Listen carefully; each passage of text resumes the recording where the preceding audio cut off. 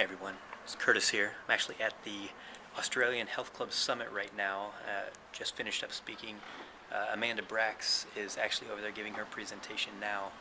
I snuck the camera in. I was going to bring it around there and give you guys just a little insider footage on some of the things that's going on. She's talking about training a sales force today. So I'm actually tucked back here with my catering friend. So we're going to go sneak in here and see if we can listen in on some that Amanda Bracks has to say. Shh.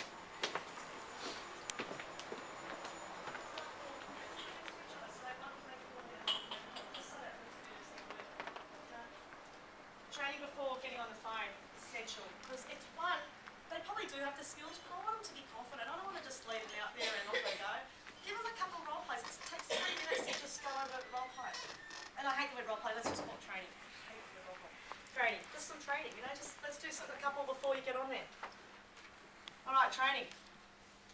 Look at these guys. These guys, Tiger Woods is a bit of a sore issue still at the moment, but these guys practice every single day. Every single day.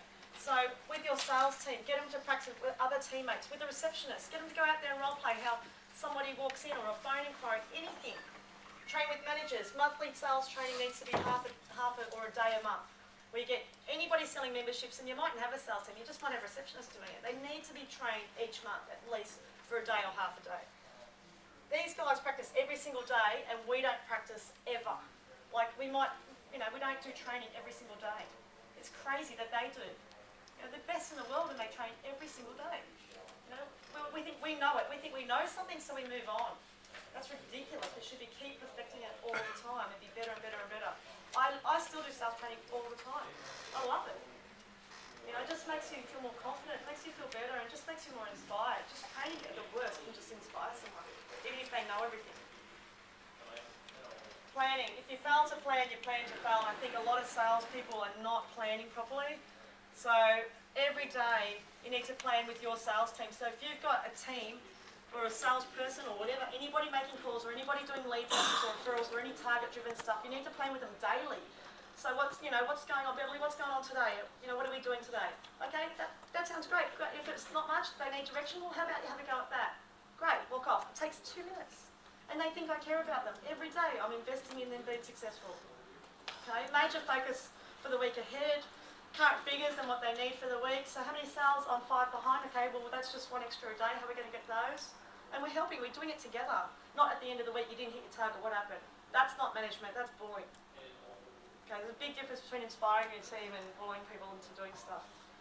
You talk about where you're going to collect your lead boxes. What's your referral strategy this week? How are you going to get some referrals? Just every week, every day. And then what else is going on for lead generation activity? I'm going down to the train station, I'm going to hand out bananas with a little flyer around saying, 7-day pass, go bananas. Great, that's a great idea. Off we go. That's that every day, checking in. And then training. You can have half an hour where you just do some training. Okay, let's just do closing the sale. Well, there's a million things you can train on. But it builds confidence and it builds bonding through the team and just makes everybody feel better. Accountability. So you need to inspect what you expect. Now you've done all that training, you need to start inspecting. You never ever think that, okay, I told her to do that.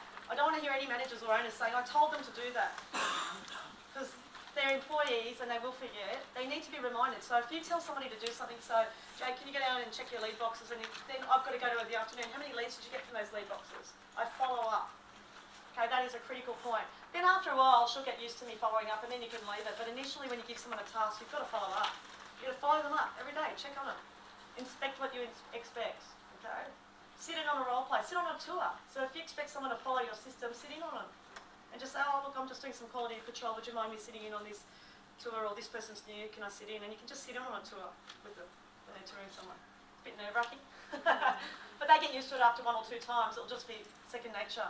But you can just do quality control. But definitely if you ask them to do something, definitely inspect what you've asked. Daily checking calls, bring them up. If you're not at the site, bring them up. Okay, so I'm in the head now, in the bathroom. This is the only place that is quiet and I can talk to you. Or maybe there's somebody in here. Anyway, that's Amanda. She's amazing, always ranked one of the highest rated speakers at the 5X convention and pretty much everywhere. She's a big draw card here. A lot of them come to listen to what myself and Chris have to say, but everybody loves Amanda Bracks, and obviously you can see she talks even faster than I do. So it's a good event. I'm glad I could get you guys a little footage. Talk to you in a little bit.